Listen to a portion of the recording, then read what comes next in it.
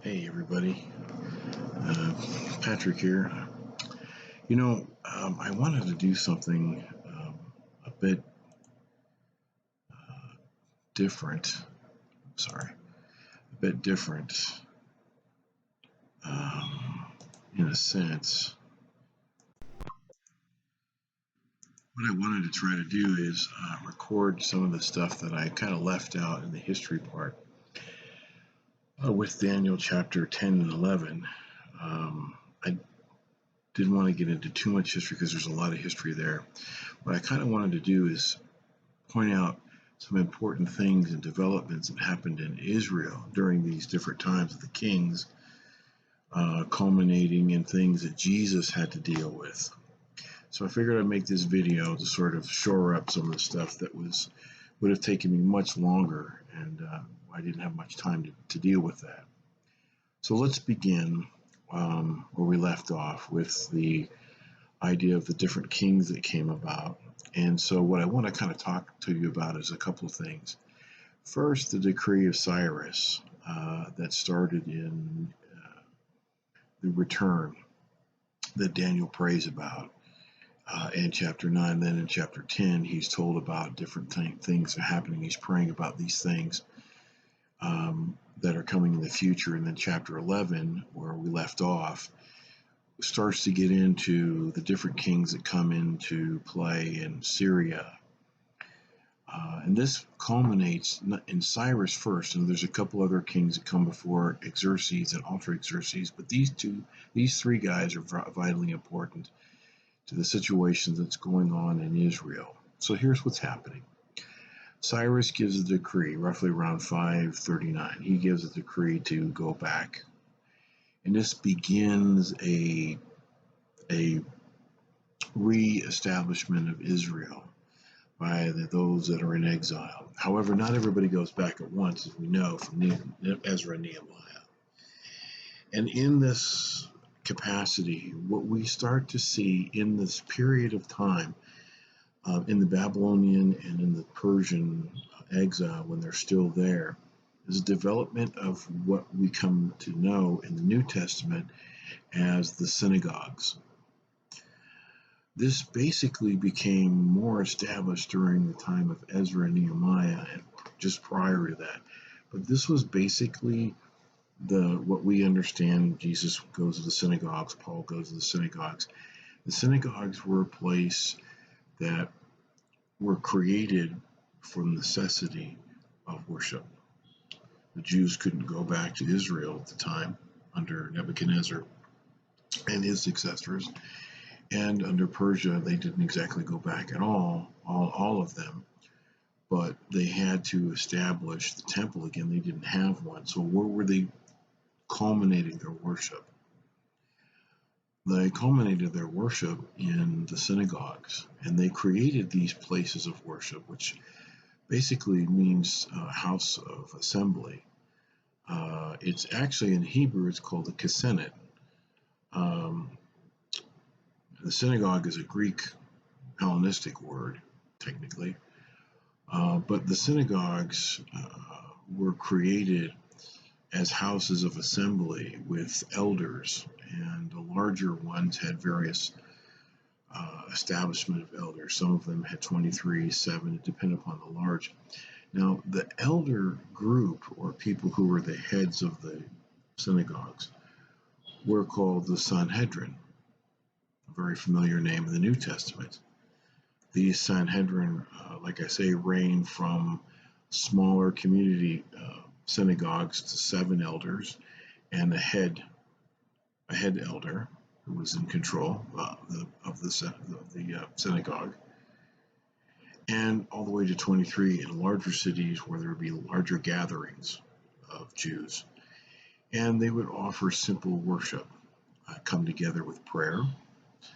They would then read the Torah and the Tanakh, the Old Testament, the prophets and the writings, and then they would have instruction on them. And this begins, what's the key here is this begins what we come to know in the intertestamental period of time, and this time from the end of the Old Testament from Malachi, from roughly around 411 BC all the way to the first century AD when Jesus is on the scene, to what is known as Second Temple Judaism. And this is a rich understanding. It's a lot of detail. It's worth noting. So you have this beginning things, and in this time period between Cyrus, Xerxes, Ultra Xerxes, and Alexander the Great coming on the scene, and then after that, the Ptolemies and the Seleucid struggles, we have the birthing of what we call the rabbinical schools of theology, or Judaism. You have the beginnings of questions that were asked. We know that in Ezra and Nehemiah, that people discover the Word and they start reading the Word and they start listening to the Word and they start being instructed on the Word. And in this gatherings, in these things, when the temple is being rebuilt, the priesthood needs to be reestablished. And they need to be teachers. And so the questions become in this period of time, and more intensely after the Maccabean rebellion, is what does it mean to be faithful to the law? In other words, how do I operate with covenant faithfulness to God? This is one of the most key things that Jesus deals with when he comes on the scene much later on. And what happens here is you start to see these discussions, these intense discussions, and you start to birth the schools of rabbinical thought or theology, or rabbinical Judaism. And from them, we move down to the other aspect is Artaxerxes there, so they go back, they start to rebuild the city. There's some conflict there, but then ultimately they get it done. And you have the rediscovering and the reestablishment of the temple worship practices, but you still have synagogues because they're built all through the land of Israel. And so you still, and now you have the ideas of rabbinical schools, and rabbis and teachers come along, and elders of the synagogues, and they're established. Then comes Alexander the Great. He moves south, and he takes over areas of what we call Galatia or Turkey and in the eastern Asia Minor areas, and he frees up Greek cities that were under Persian control. And then he shores up his he goes south, his right flank going into Egypt. The Egyptians were not happy with the Persians at all, by the way, at that time. So they sort of welcomed him with open arms, and this is where we get his building or his establishment of the city of Alexandria, a Greek metropolis. And the Greeks sort of give him the title of Pharaoh. They sort of like lavish him as the coming son of Amun-Ra. And so they lavish all these things on him, and he moves then into his campaign against Persia. But first he has to go, and he retreats back, and one city that's stubborn, that didn't fall to him right away as on its southern march, was Tyre. Now in the prophecies of Daniel, Tyre and other prophecies are how he took the city. And the interesting thing about Alexander going through this particular city, and this is where we get to the interest in Judaism of the Hellenistic people, especially Alexander and some of his generals, the descendants. He comes through Israel, and he doesn't right away attack any of the cities. He doesn't really go after them until much later. There's a conflict in the northern part. But for the most part, he comes through, and he's greeted by the priesthood. And they welcome him with open arms. This is a little confusing to Alexander at the time, but they tell him, "We've been expecting you," in so many words, basically. "We knew you were coming." And so they lavish on him the prophecies of his defeat in Tyre, his success against the Persians that will be coming, and this fascinates him. So he lollygags off, and he goes and he has several key battles against Darius III, who's the king at the time of Persia. And he wins, and he continues on to his campaigns into India, into the Isthmus area, but he's not completely successful.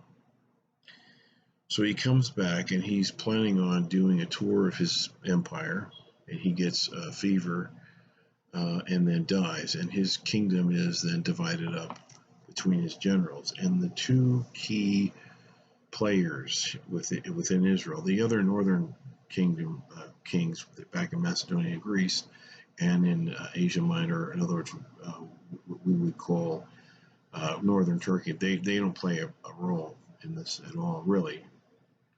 So then you have Ptolemy the First, Soter, and you have Seleucus the First, the first king. And these two guys divide up the Asia Minor area, part of Babylon, part of Syria, Palestine, and Egypt. Ptolemy's in Egypt. He retains control of Palestine. So Israel is basically under the Ptolemy's reign until we get to Ptolemy the Third and Fourth. And so, but here's the two things. After Ptolemy the First dies, Ptolemy the Second, Philadelphia, that's his full title. Ptolemy the Second, Philadelphia. Why is he important? Was, he was a patron of arts, and his father, the first Ptolemy, was also a general and a reader and a scholar and things like that as well. He was a very intelligent man. Ptolemy II, at the behest of his underlings, his advisors, wanted to understand this whole thing with Judaism and the prophecies and things. He wanted to understand the culture of Judaism. They were interested and intrigued by this. So what does he do? He sends for Jewish scholars to come to Alexandria and to interpret their words into what we know as the Septuagint, the Greek Old Testament of Jesus' day, the Greek Old Testament that the first Christians used as they ministered to the Gentile world. And so Ptolemy II is the guy who is the catalyst behind organizing and calling in the Hellenistic Jewish speaking, and they spoke Hebrew and Greek, Hellenistic Jewish speaking scribes to come to Alexandria and to interpret the Old Testament into Greek. And this is the Bible of Jesus' first century day. In the first century of the missions of Paul and Peter, they used this quite a bit, and into the second century as well. It is also interesting to note that up until the second century AD, after Christ, roughly, I think it was around 135, 130, something right there. That was the main split. A lot of people see the Jews and the Christians had a falling out after 78. The real harsh split between them was after the second revolt in the first century, 135. And there was a huge split. And the interesting thing about the Septuagint was when it was first written and first used, even in Israel, in Judea and Galilee and the north, it was considered by the Jews to be sacred text, because the Jews believed it was prophetically inspired, that God had a hand in making this translation. It was God's will working behind the scenes that had this, and so they believed that the Septuagint, in fact, was inspired scripture. It was a prophetically inspired translation of the Jewish text, until there was a falling out between the Christians and the Jews said, well, the Christians are using this Greek text and we're not going to accept it. So what happened is that you had another set of very skilled scribes and experts, and these were specifically trained translators. These were highly trained scribes called Mezerites. And beginning in the 2nd century all the way up to the 11th century, the Mezerites started to translate in a new style, a new form of Hebrew, which is called the consonantal form. And they actually added things to that as well, what we call vowel points. Hebrew did not have vowels. There was no AI, there was no A, E, I, O, U, there was none of that stuff. So what they did was they created a text came around roughly around the time Jesus was on the earth, called the consonantal text. And it originated just before that time, during the time of the Essenes, the Qumran community. But it was in full swing in the 1st century when Jesus was preaching. And the consonantal text was the text that they began to put what they call minor vowel sounds. They have major and minor. The Masoretic text expanded that. And what they did is they would put these vowel points, and they would also put notations in the text that would help with translation. And they would help with exegetical understanding.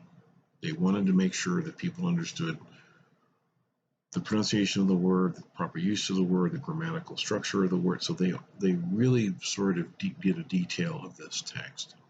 But as I said, the Septuagint comes around before this Maccabean rebellion, roughly around 283, about 283, 272, I think it was. And this is where Ptolemy II comes into play, and he's the king at the time. And roughly around the 270s era, I think, and it went on farther than that because it took a while. And so now you have the Septuagint. And this was a detailed Greek text that was copied and copied and copied, and it was circulated. And this was the text that was primarily used by Greek-speaking Jews during Jesus' ministry. And Jesus would have been very familiar with this writing. And this is a key thing, because this is also how God worked, how giving the text that, of teaching the teachings of Jesus to the Gentiles through this text, which the apostles would be familiar with, especially Paul and Luke and Jesus as well. A lot of people don't realize that Jesus moved around quite a bit before his ministry. His father was a carpenter in the northern provinces, and the northern province of Galilee was mostly Hellenistic. Quite a bit of it was, especially above Capernaum. Capernaum was a semi, but above Capernaum there was a lot of metropolises, and these things were, some of them were being built. In other words, these city areas that were outside of these, like Caesar Philippi, some of these things had still construction going on, and Joseph would have been hired to travel to these areas to work, and he would have taken Jesus with him. So he would have been very familiar with what was going on.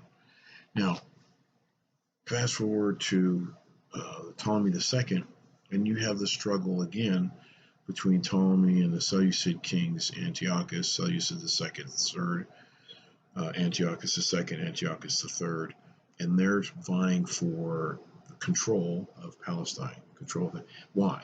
In other words, why would these people be fighting with each other over this thing? Well, one of the key factors in the stories of Israel is that Israel is a travel bridge. It's a bridge of commerce.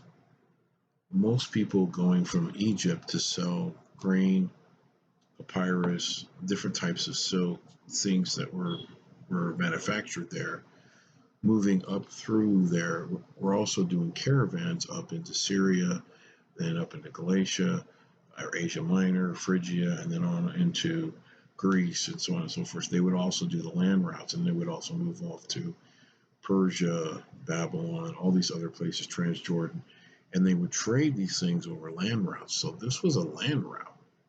It was key because if you controlled it, you could tax it, you could, there was all kinds of things you could do to make money, and you control the trade, and so you could make the deals and make money. So this is a power grab thing going on. So fast forward, Antiochus III comes along. That's Antiochus IV, his father. He gains control over the Seleucid, over the Ptolemies, and defeats them and takes control of Palestine in 198. Now you start to see, as the people going back, you had some semi-independence in there. So you start to see in this period of time, like I say, the rabbinical schools start to spring up. And what you start to see is this covenant question. And from this covenant question, you start to see the traditions of the law being created. Now, what do I mean by that? Jesus complains to them when he's confronted. For instance, you remember he's confronted in Matthew with the grain. They're rubbing their finger, the grain, and they're eating it. Well, you didn't wash your hands, and you didn't do this, and you were working on the Sabbath. So Jesus, throws right back in their faith about David and about the Sabbath being made man for the Sabbath, so on and so forth. But why are these rabbis and these scribes and these Pharisees, why are they upset? Well, in that period of time, all the way beginning from the first decree to go back to Israel, to rebuild their nation, to reestablish their worship with God, all the way up until past the Maccabean rebellion, the Hasmonean dynasty, which is created, I'll get into that. These people wanted to know, how do I live out the faithful covenant? So the birthing of rabbinical schools and the birthing of the covenant question of what it is to be in covenant relationship with God begins. It's not enough to read the law. If the law says that I am to honor the Sabbath, what does that look like? How do I honor it? What is considered work? What is considered travel? What is it considered good, bad? So these religious leaders that came back with the exile and established the temple, established the priesthood, established the synagogues, had to figure out, how do I live in covenant relationship with God under the law? You show rest, you show work. Okay, so what does it look like? Well, what if I travel to go see my neighbor, down the road? Is that considered traveling on the Sabbath? How far can I go? If I go outside my house and down the road, if I stir up the ground, does that constitute me tilling the ground, which is work? So these things, and you can see how legalistic they can become. This is why Jesus in Matthew talks about, you have put a cage, a fence around the law, like you've imprisoned people. The law is supposed to free you, not imprison you. And so what he was doing was, he's complaining, you've elevated your traditions equal with the scripture. And your traditions have created a prison that's locked people into a legalistic form. Where, for instance, if you have a person come to your home who's begging, because you were supposed to treat people under the law, the beggars, you're supposed to give to them. So let's say a person comes to your house, knocks on the door, and he's got a bowl. He was asking for alms. Alms are either food, money, for sustenance. If you hand him sustenance and your hand moves past your door frame to the outside, you violated the Sabbath. If he takes his bowl for alms and inserts it into the door frame area, and you drop it in, you have not violated the Sabbath. If you walk down the road, if you leave your house, let's say you're going to go, let's say your son or your daughter lives, you know, out your front door, maybe 40, 50 feet down the road. That's where you're going. You're going to go visit them on the Sabbath. If you travel and you kick up the dirt, that is considered tilling the ground. It's working on the Sabbath, which is a violation. You've violated God's law.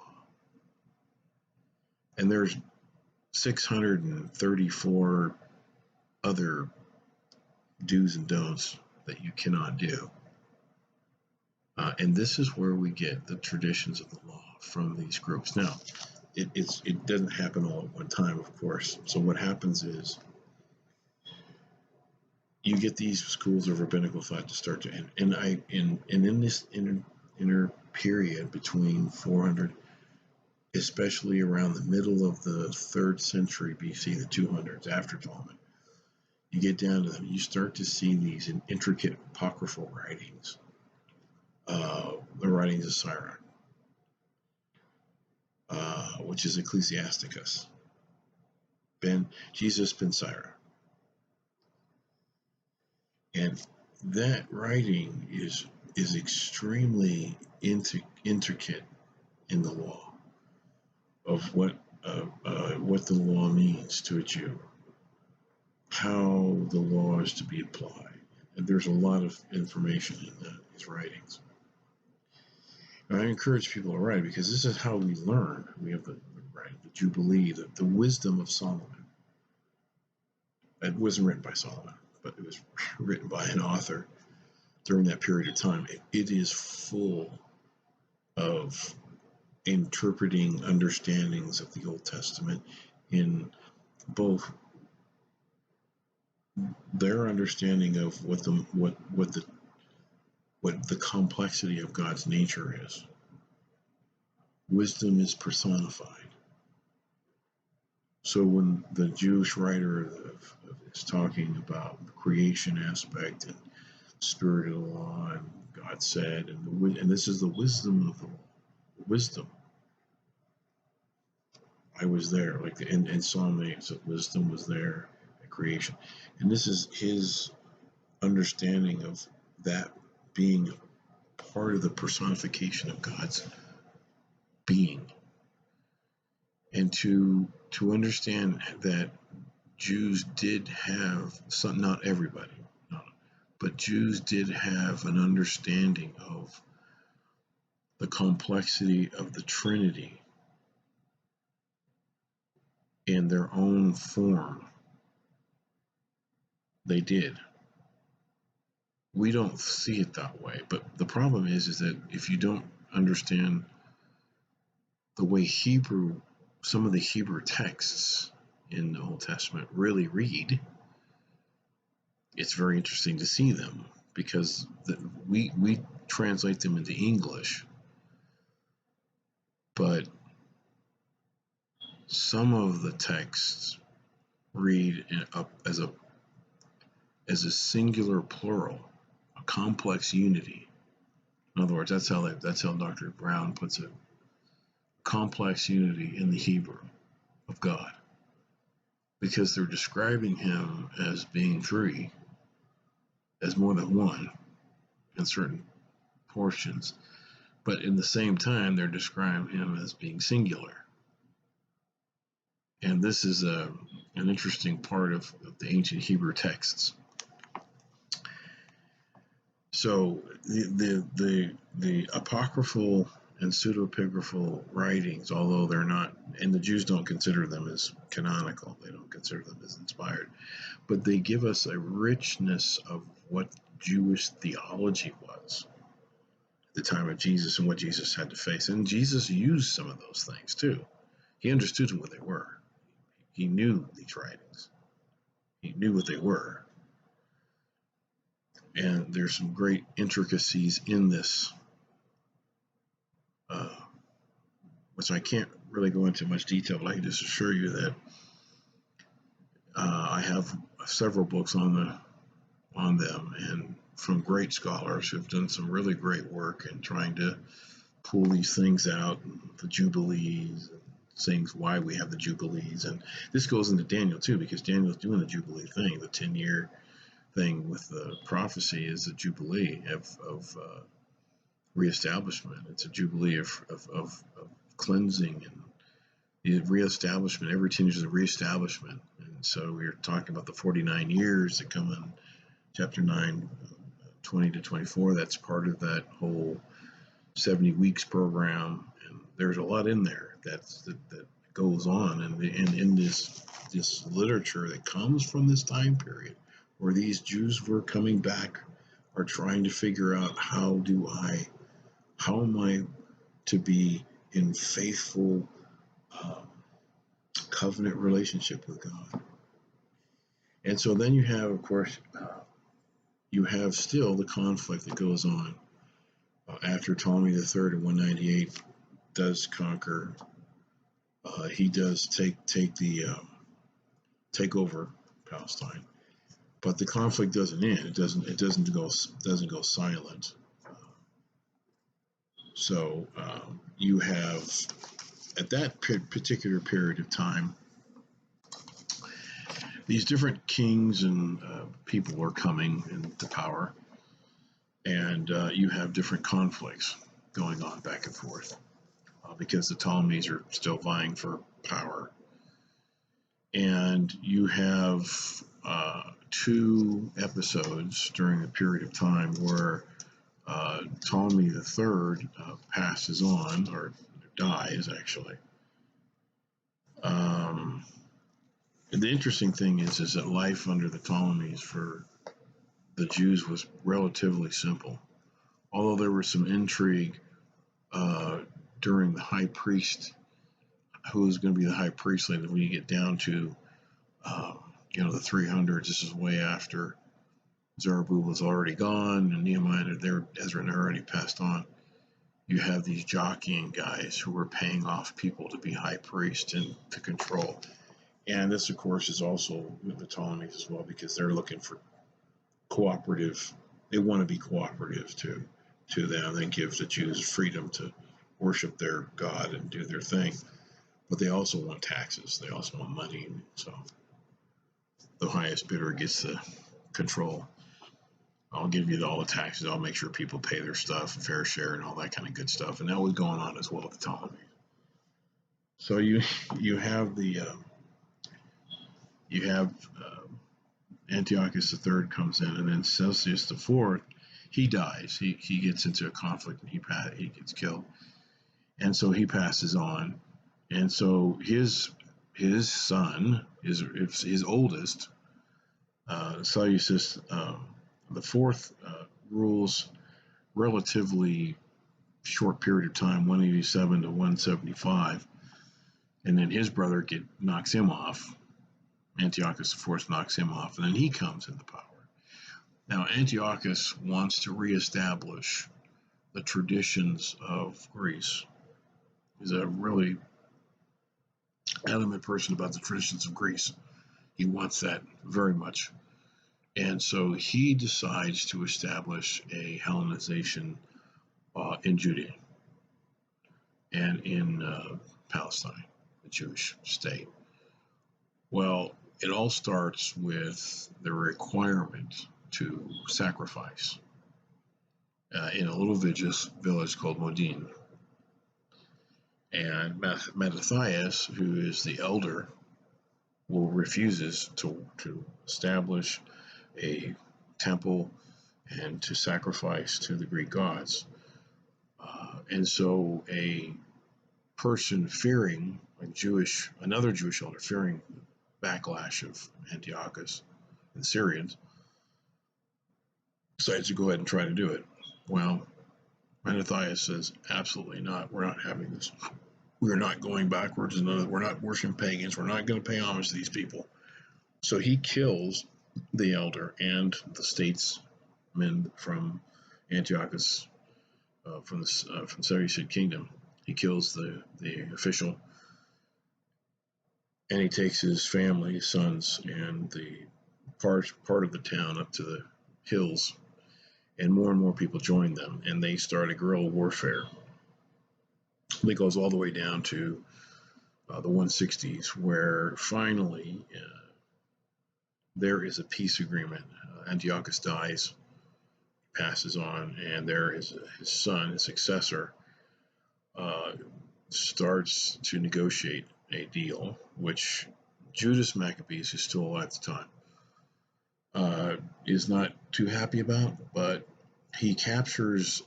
They capture the temple, and they perform Hanukkah, which is the festival of lights, where they cleanse the temple. And after cleansing the temple, they reestablish the worship. They get rid of all the stuff. They destroy all the pagan stuff that's put up. And this is known as the Festival of Lights in December. And then Judas Maccabeus is killed in a battle, where there's an established person who's originally placed, which is not the Maccabean family. There's another person, Melanias, who's put in charge of the high priest and the rule over as a negotiated peace deal. Well, he decides to, have a heavy hand, take over everything, starts knocking off other elders, and this starts another campaign, because the Maccabeans come back and they fight against him, and then the Seleucids come back, and then Judas is killed in battle, but the Seleucid king loses the battle, even though Judas is killed.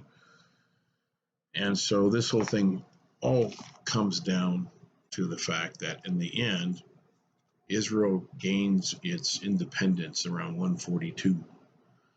And there's the Maccabean brothers slowly but surely take over. And they're also known as the Hasmoneans or Hasmoneans. Now, this is a family that's Maccabean and Hasmoneans are actually connected. They're actually one family.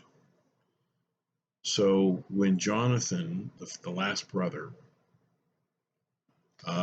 becomes high priest and lord over the kingdom, not lord, but high priest and high ruler, that's what is established. This is the beginning of what we call the Hasmonean dynasty. Now, the Maccabean rebellion had some allies that were very religious zealots at the time, called the Hasidim. The Hasidim were the ones they call the pious ones. So why am I expressing the Hasmoneans and the Hasidim? What are these people? One group becomes the Sadducees, and one group becomes the Pharisees.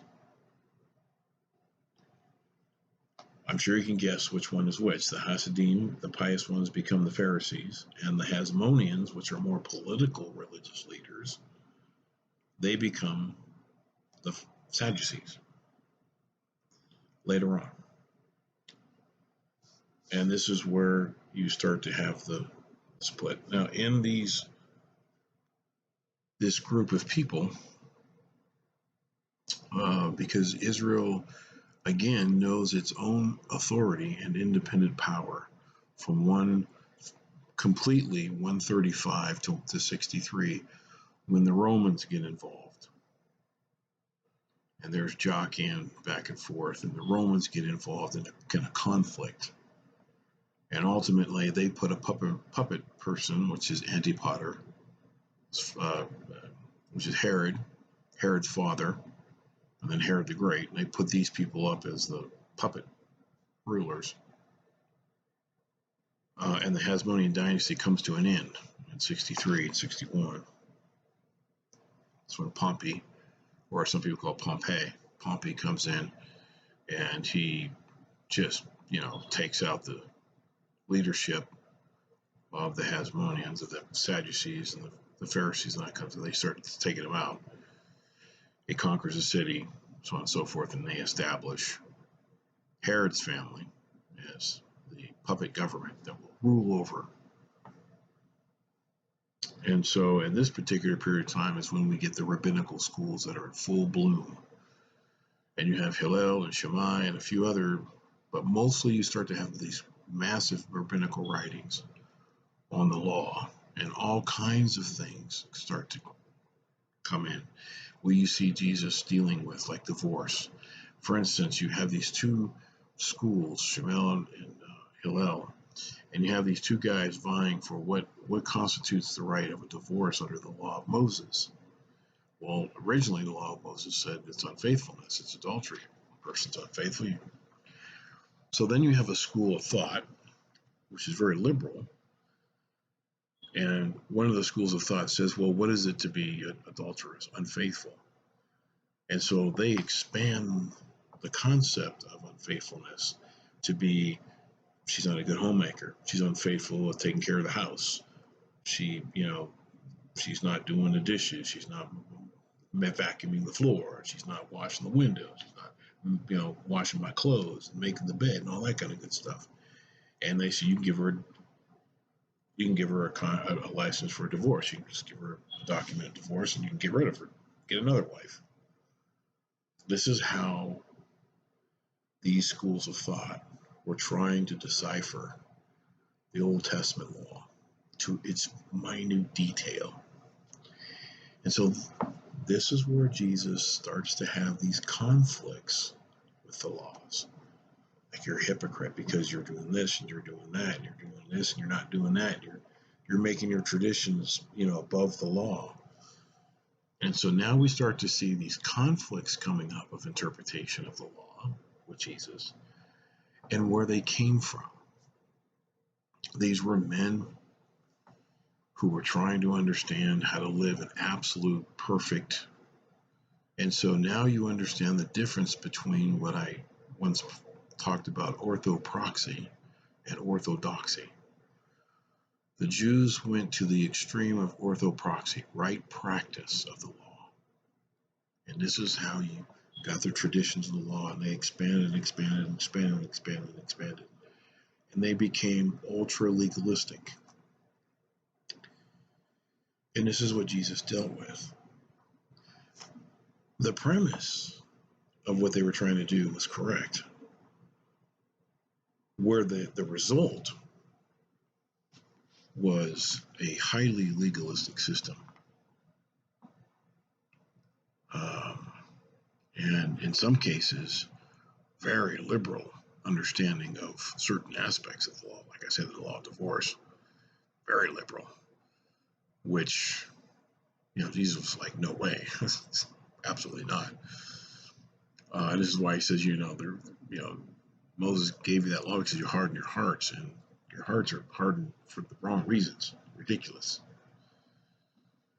And so you start to see how these things occur. Now, this is the historical context of the rest of Daniel, or the results of the rest of Daniel. What we don't see, we just see these little clips of names and events and kings and wars and conflicts. But behind the scene, all these other things are developing that have a significant effect upon the New Testament times. It's really important to understand that. Sorry, I couldn't go into a lot of detail, but I wanted to make this video so at least you sort of understand. There's a lot of intricacies that go into the history behind the New Testament. Where did Second Temple Judaism come from?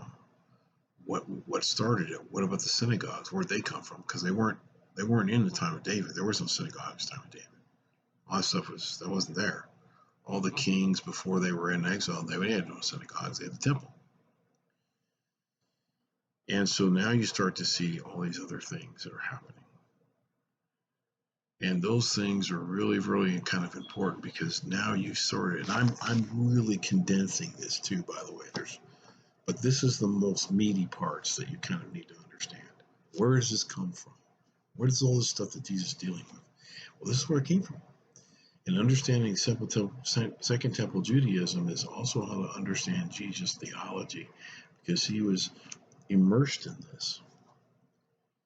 He was immersed in it, grew up in it, was taught it, so on and so forth, and he completely revised, and he got to the meat of the law and what the law was for, and then preached the gospel of the kingdom, and then interpreted God's revelation through his coming and through his message, and kind of move away. And this is where you see also when you get into the letters of Paul, especially Paul, where he deals with this law thing.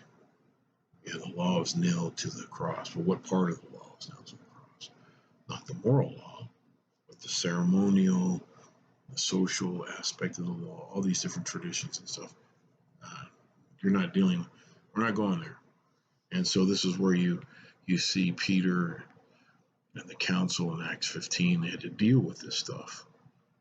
How do we express the reality of the Old Testament as an inspired revelational message of Christ, about Christ, through Christ, to a Gentile world, to teach the message of Christ? How do we use that? And this is very much a part of how they came about to actually do this, and how successful they were doing it, and where this stuff came from. And so this is the other part of the history aspect of Daniel that is sort of behind the scenes, and kind of is important, because now we start to learn, oh, all these other things happened during this. Yes, they did. And we see how a Jewish apocalyptic literature uses these Gentile kings to speak of the Antichrist. Like this is what they did, because they're speaking of the powers behind the powers of darkness using these physical empires and nations to come against God's people. And now we are a part of that people. And so this is how the Jewish people of Jesus' day and his apostles saw this, and this is how they understood it, and they expressed it that way in language that sometimes is real difficult for people to kind of grasp. But this is how they understood it. They understood the wickedness of the Gentile world to have the influence of the spiritual world, of the dark side, the dark side of the form, the dark of Satan and his minions, and the Elohim, the fallen Elohim that fell from grace and are going to be judged, but they're still influencing the world even at that time. And so this is how they understood this stuff, and also how we develop an understanding of Jesus' theology from Second Temple Judaism, because he was immersed in this and he expressed it through his revelation of what true what true worship in the Judaic sense of God really was, and how